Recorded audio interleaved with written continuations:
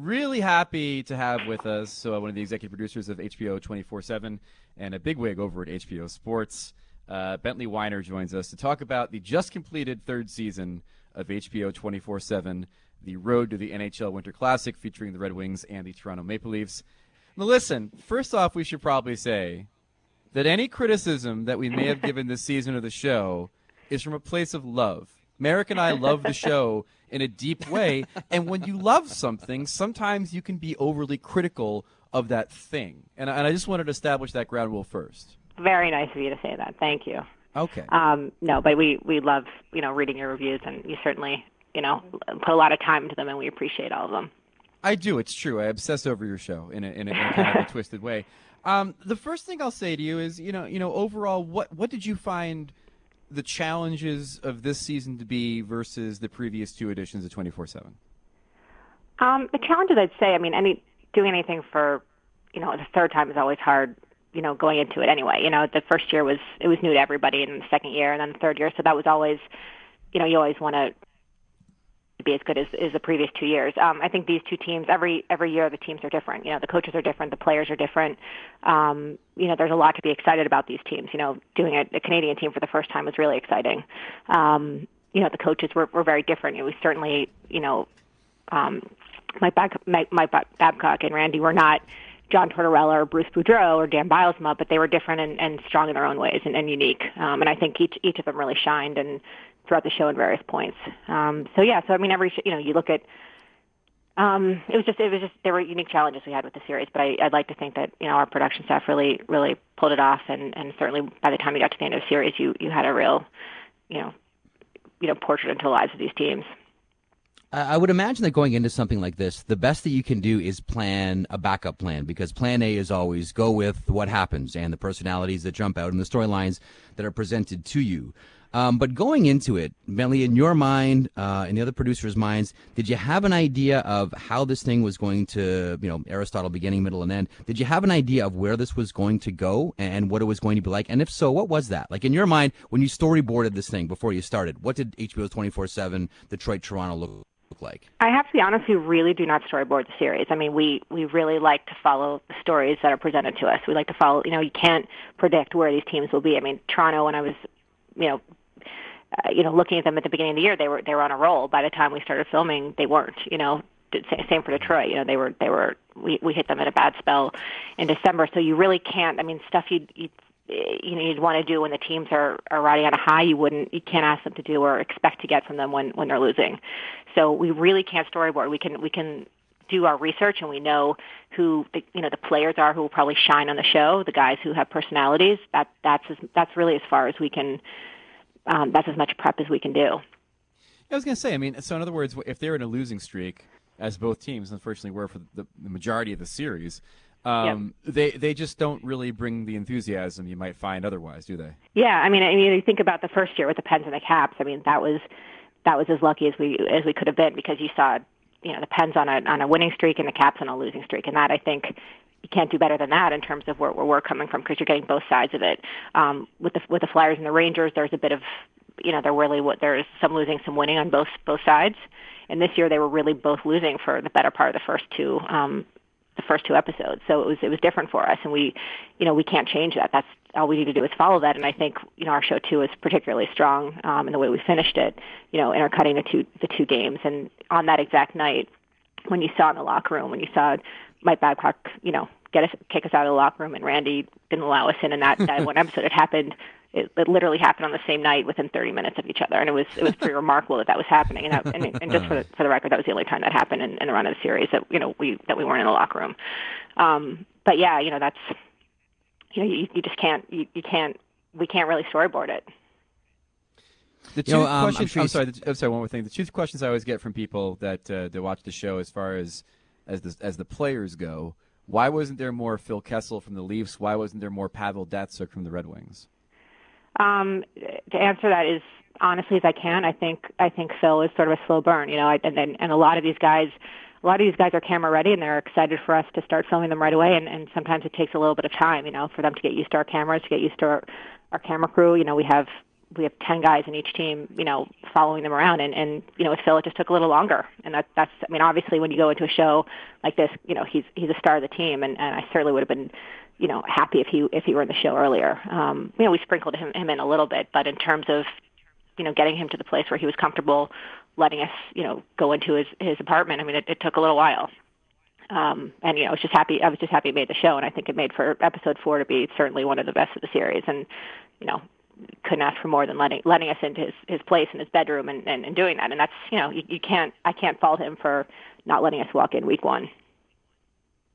And yeah, that last 45 minutes of the program this year I thought was exceptional, specifically all the shots of the big house. And I wondered too, going into it, TV geeky question, what are the challenges shooting something that big? And that immense. Going into when you sit down and say, okay, we have to shoot this game, plus we have to get a sense of the enormity of this event. What challenges, Bentley, does that produce? It was a lot. The biggest challenge, quite frankly, and something that I'm not sure that we're even recognized for enough is the turnaround that we have on the show. It's amazing. I'm not sure that there's anything like it in sports or even and anywhere in TV for that matter. To take a game that happened on Wednesday and to put it into documentary form with great cinematography and writing and editing and music, I think it's pretty outstanding. We didn't even get our hands on the footage, quite frankly, until, late Thursday. So, wow. To put on the air for Saturday, we have an amazing staff who just, worked through the night and that's the way we did it. But, it was a challenge. That was really the biggest challenge when we knew our air dates and when we knew when the Winter Classic was to say, how are we going to take the biggest game in NHL history and outdoors. It's in Michigan. It's far from New York. Where we're editing the show. Just figure out how we're going to get it ready, for Saturday. That was the biggest challenge. That's crazy. In the 3 years you've done this now, has the pushback from either the teams or the NHL changed over those 3 years?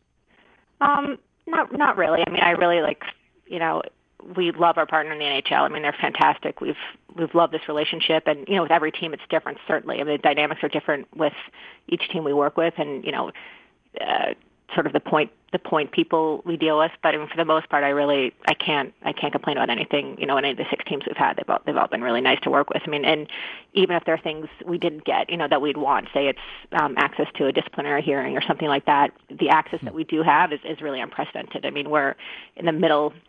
We're in their locker rooms in the middle of a regular season, and it's amazing that we're in, that these players let us, drive to games with them on a game day, that we're in their apartments, that we go home with them for Christmas, and it's not lost on us how lucky we are to have that access. Real quick, did you ask? I'm sorry. Did you ask to be part of the disciplinary hearing for Phaneuf or for Clarkson? That's. Sure. We want as much access as we can get. And anything like that, of course, it'd be interesting. It'd be interesting to fans, but for various reasons, some things can and can't happen. So, right. But certainly, we love as much access as we can possibly get, and I still am really happy with. I know some stuff you said, and obviously, it'd be great to get access on certain things. But again, we look at what we did have, and it was a lot of access. Were there any moments, Bentley, that you said to yourself, okay, these guys really know the camera is on too much? And I'll tell you what mine was. And it became, a wonderful moment and one that we'll always remember from 24/7. But I kind of said to myself, he really knows the camera is on right now. And that's Randy Carlyle and the toaster. I'm not sure that Randy would have been giggling and laughing when he was trying to make a piece of toast in front of the team and calling in Bobby Hastings to come and help him solve it. Were there any moments for you where you said to yourself, the camera, the guys are a little too aware that the camera's on right now? I really think that was the first episode, but that happened to be one of my favorite scenes. I thought it really was natural, and great. That was a scene, that's something that just happened and our cameras were there, and I think you got a sense of Randy's personality there. You see him yelling at the team a lot, but he had sort of he definitely has the funny side, a good sense of humor, and you saw that there. I really find that happens in the first episode, and maybe into the second, but certainly by episodes 3 and 4, these guys are really used to us.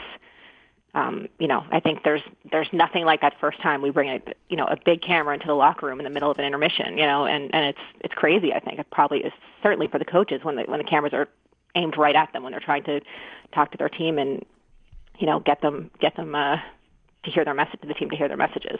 Yeah. Who was the person that surprised you the most, as far as maybe you didn't expect to get all of this out of this guy before the series started, but as the series went on, he became one of the more prominent figures?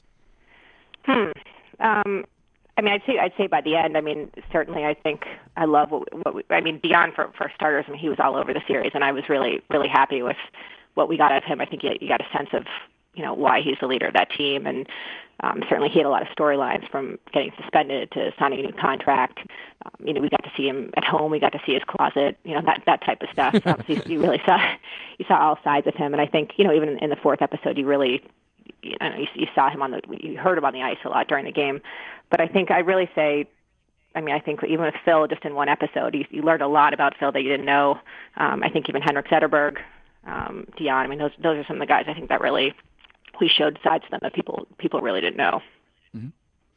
All right, Bentley, Floyd Mayweather was a real jerk to you when you guys worked together. Was there, and I'll just be blunt about it because he was. I thought he was an ass. Was there anyone that came close to being the ass that Floyd Mayweather was? Not even close. And I mean this, and in all honesty, these hockey players are the greatest athletes that we've worked with. They're so nice and so down to earth. And in the third year, I'll say the same thing I said at the first year too. I mean, they're so respectful. They're great to our guys who are living there.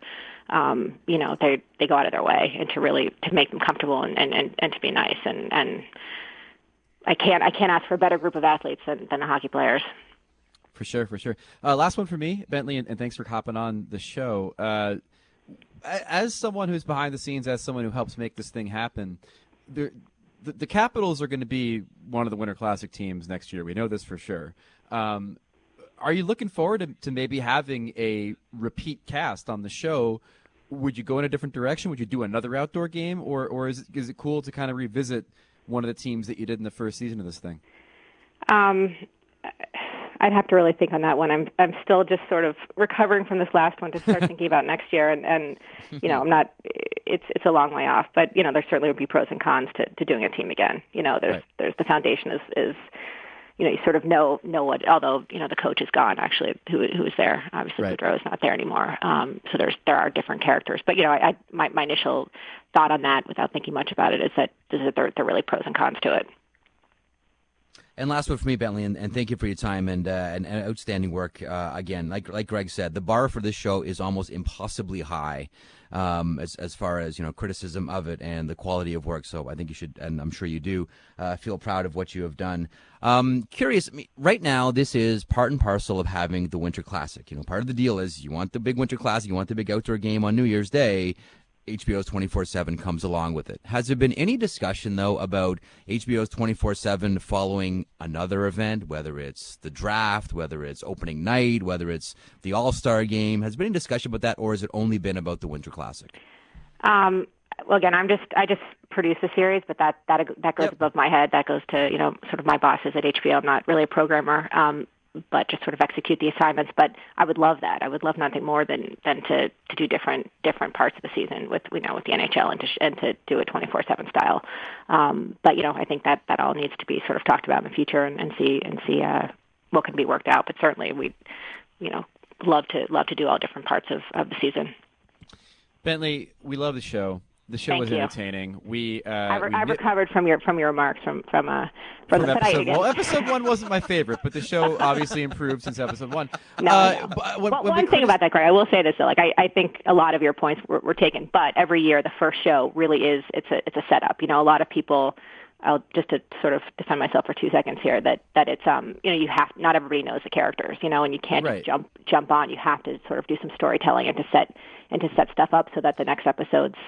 Sort of it means more. So it was a little slower than the following 3 episodes. Yeah, but you know what it was? It was the opening of both of the previous seasons was so stark and memorable, especially like the Rangers one with the bruised and cut up faces and stuff. And then we did the kids on the ice thing. And as Marek can tell you, there's very few things to hockey I hate more than the little kids on the ice thing that happens whenever there's an outdoor game. So it's a personal thing for me, and I maybe projected that on the show, and it wasn't fair. But again, when we argue about the merits of 24/7, it's like we're arguing the merits of the different kinds of caviar at a party. It's a completely subjective thing, and at the end of the day, it's still friggin' caviar. So again, we love the show. I'm happy the last episode went out in style as per usual, and we hope to see many, many more years of 24/7. All right, guys. Thanks so much. Happy New Year. Thanks, Bentley. Take care.